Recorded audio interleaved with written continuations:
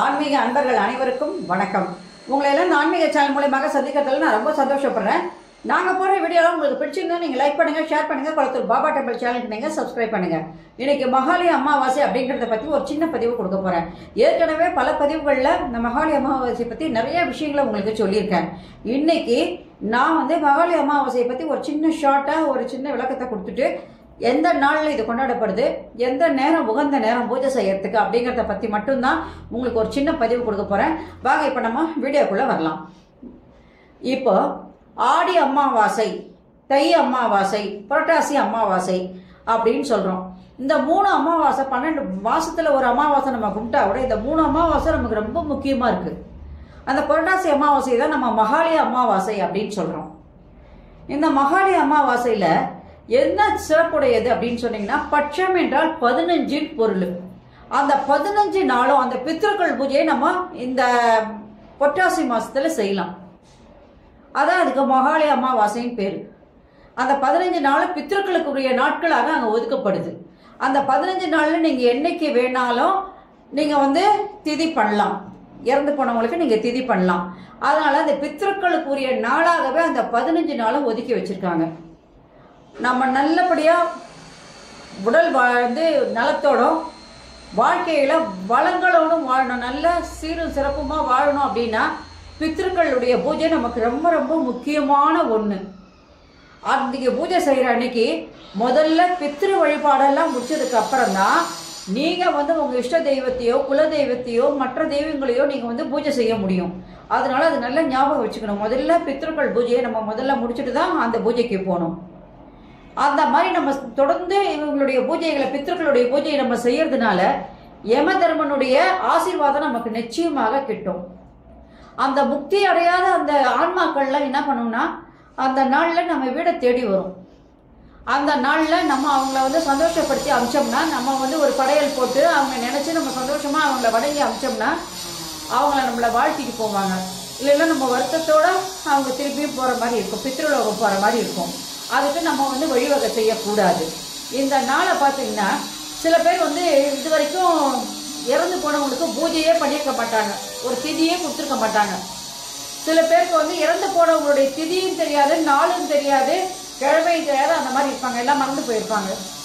சில பேருக்கு அந்த மாதிரி ஒரு நடைமுறையே இருக்காது.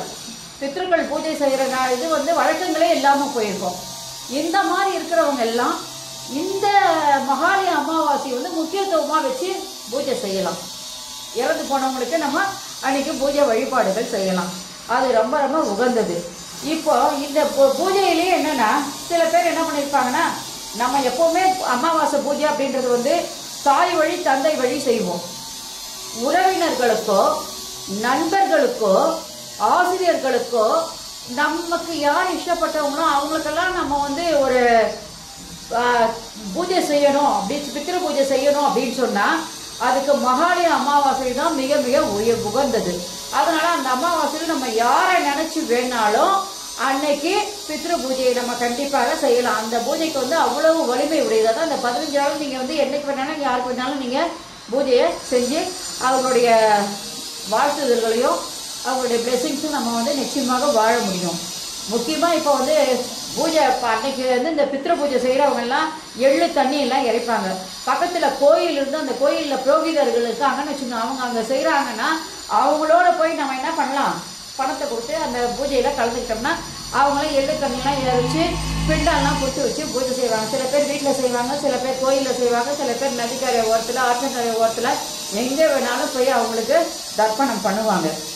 இப்போ அன்றைக்கி சாப்பாட்டில் முக்கியமாக நீங்கள் என்ன போடணும்னா வாழைக்காயும் அவத்திக்கீரையும் வாழைக்காயும் நீங்கள் கண்டிப்பாக அந்த சமையலில் போட்டு நீங்கள் நிச்சயமாக செய்யணும். இப்போ எதுவுமே செய்ய முடியல எங்களுக்கு, நாங்கள் எப்படி இது பண்ணுறது அப்படின்னு கேட்டிங்கன்னா கஷ்டமாக இருக்குது எங்களுக்கு. கடையெல்லாம் போட்டு வடை பாயசம்லாம் நம்ம அன்றைக்கி அவங்களுக்கு என்னெல்லாம் பிடிக்குதோ அதையெல்லாம் நம்ம சமையலில் பண்ணி அங்கே வைப்போம். அதெல்லாம் பண்ண முடியல அப்படின்னு சொன்னால் கூட நீங்கள் ஏதாவது ஒரு சாம்பாரோ ஒரு பொரியலோ பண்ணி ஒரு பருப்பு வச்சு ஒரு பொரியலை பண்ணி நீங்கள் அவங்கள வச்சு பூஜை பண்ணால் கூட அதை கூட அவங்க சந்தோஷமாக ஏற்றுப்பாங்க. ஏன்னா நம்ம குடும்பத்தை சார்ந்தவங்க அவங்க. அதனால நம்ம என்ன பண்ணாலும் அவங்க அதை மன்னிக்கக்கூடியவங்களா இருக்காங்க. நம்ம தப்பாக தெரிஞ்சு தப்பு செஞ்சாலும் சரி, தெரியாமல் தப்பு செஞ்சாலும் சரி, அதையெல்லாம் மன்னிக்கக்கூடிய பங்கு அந்த பித்ருக்களுக்கு உண்டு. அதே மாதிரி சமையல் பண்ணி நீங்கள் படையல் போடுறீங்க அப்படின்னா கண்டிப்பாக தண்ணி வைங்க. தண்ணி வைக்க நீங்கள் மறக்கவே கூடாது. முதல்ல தண்ணி வச்சுட்டு அதுக்கப்புறம் நீங்கள் என்ன பண்ணணும், படையல் போட்டு அவங்களுக்கு விளக்கெல்லாம் ஏற்றி அவங்களை நினச்சி பூஜை பண்ணுங்க. அது ரொம்ப ரொம்ப நல்லது. இந்த பூஜையை நீங்கள் எப்படி செய்யணும்னா சூரிய உதயத்துக்கு அப்புறம்தான் செய்யணும். சூரியன் உதிச்சதுக்கு அப்புறம்தான் இந்த அமாவாசை நாளை நம்ம நிச்சயமாக கொண்டாடணும். அதுக்கு முன்னாடி பூஜைக்கு சூரியன் உதிப்பதுக்கு முன்னாடி நம்ம இந்த பூஜையை செய்யக்கூடாது. காரணம் என்னன்னு கேட்டிங்கன்னா பித்ருக்கள்லாம் அந்த சூரிய கதிர்கள் வருது இல்லை, அந்த கதிர்கள் வழியாக தான் கீழே இறங்கி பூவுலக்கு வருவாங்க அந்த நாளில். அதனால சூரியன் உதிச்சதுக்கு அப்புறம் தான் நம்ம இந்த வழிபாடுகளை செய்யணும். அது மட்டும் இல்லாமல் அன்னைக்கு நம்ம என்ன தவறுகள் செஞ்சாலும் அதை அவங்க மன்னிக்கக்கூடியவங்களா இருந்தது நம்மளை வாழ்த்திட்டு போகிறதுனால எப்போவுமே இந்த பித்ருக்கள் பூஜை ரொம்ப ரொம்ப புனிதமானது, போற்றத்தக்கது. அதனால அமாவாசை நாளை நம்ம எப்பவுமே மாதம் நிச்சயமாக கொண்டாடணும். அதுலேயும் முக்கியமான மாதம்னு சொல்லும்போது ஆடி மாதம், தை மாதம், புரட்டாசி மாதம், இந்த 3 மாதத்தில் வர்ற அமாவாசை ரொம்ப ரொம்ப முக்கியமானது. அதில் புரட்டாசி மாதம் வர்ற அமாவாசை அந்த 15 நாள் அந்த பித்ருக்களுக்காகவே ஒதுக்கப்பட்ட நாள்.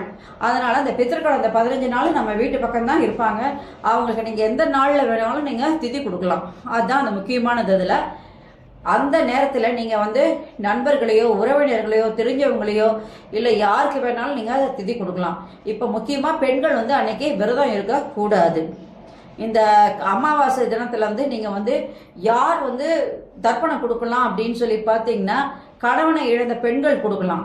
ரெண்டாவது மனைவி இழந்த ஆண்களும் அப்பா அம்மாவை இழந்த ஆண்களும் அதே நேரத்தில் குழந்தைகளை இழந்த ஆண்களும் அன்னைக்கு திதி கொடுக்கறதுக்கு அவங்க தான் முக்கியமானவங்க. அவங்க தான் அன்றைக்கி விரதம் இருந்தால் திதி கொடுக்கணும். மற்றபடி பெண்கள் சுமங்கலி பெண்கள்லாம் அன்றைக்கி விரதமே இருக்கக்கூடாது. அது மட்டும் இல்லாமல் சாயங்காலம் மாலை சூரியன் மறைகின்ற நேரத்தில் கண்டிப்பாக அவங்க படத்துக்கு பக்கத்தில் ஒரு விளக்கேற்றி வச்சு இன்னைக்கு நாங்கள் தெரிஞ்சோ தெரியாமலோ தவறுகள் செஞ்சுருப்போம், எங்களை மன்னிச்சுக்கோங்கன்னு நீங்கள் கண்டிப்பாக கேட்கும்போது உங்களுடைய வாழ்க்கை பாதைகள் உயர்ந்துக்கிட்டே போகும். ஒரு சில நேரத்தில் நமக்கு பெரிய ஆபத்து வருது அப்படின்னு சொன்னால் அந்த பித்ருக்கள் அந்த நேரத்தில் நமக்கு அந்த ஆபத்துலேருந்து நம்மளை காப்பாற்றக்கூடிய வலிமை அந்த பித்ருக்களுக்கு உண்டு. அதனால அவங்கள நம்ம தவறாமல் வழிபாடு செய்யணும். சரி, அன்னைக்கு அதாவது மகாலய அமாவாசை இந்த வருஷம் எந்த நாளில் வருதுன்னு பார்த்தீங்கன்னா 21/9/2025 ஞாயிற்றுக்கிழமை அன்னைக்கு வருது. அதனால அன்னைக்கு பூஜை செய்யறதுக்கு உகந்த நேரம் அப்படின்னு பார்த்தீங்கன்னா காத்தால 9 மணிலேருந்து 12 மணி வரைக்கும் நீங்கள் அவங்களுக்கு வழிபாடு செய்யலாம். அதே மாதிரி மதியம் 1:30 மணிக்கு மேலே 4 மணி வரைக்கும் உள்ள நீங்கள் படையெல்லாம் போட்டு பூஜை பண்ணுறவங்கெல்லாம் அந்த படையல் போட்டு எல்லோரும் ஒரு 2 மணி 3 மணிக்குள்ளே பூஜை பண்ணிடுவீங்க. 4 மணிக்குள்ளே எல்லா பூஜையும் முடிச்சுட்டு திருப்பி 6 மணிக்கு அந்த சூரியன் மறையிற நேரத்தில் ஒரு விளக்கேற்றி வச்சு அவங்கள வழிபட்டு நீங்கள் அந்த பூஜையை முடிச்சிங்கன்னா உங்களுக்கு மிக பலன் தரக்கூடியதாக இருக்கும். அது மட்டும் இல்லாமல் அந்த மகாலய அமாவாசை டைமில் நீங்கள் ஏதாவது உங்களால் முடிஞ்ச உதவியை மற்றவங்களுக்கு செய்யலாம். ஒரு துணிமணி ஏழைங்களுக்கு எடுத்து கொடுக்கலாம். இல்லைன்னா சாப்பாடு, முக்கியமான அன்னதானம், அந்த அன்னதானத்தை ஒரு 2 பேருக்கோ இல்லை 5 பேருக்கோ நீங்கள் போட்டிங்கன்னா அது எல்லாம் வாழ்த்தக்கூடியதாக பித்ருக்கள் நம்ம வாழ்த்தக்கூடியதாகவும் இருக்கும், நம்ம வாழ்க்கைக்கு நலம் தரக்கூடியதாகவும் இருக்கும்.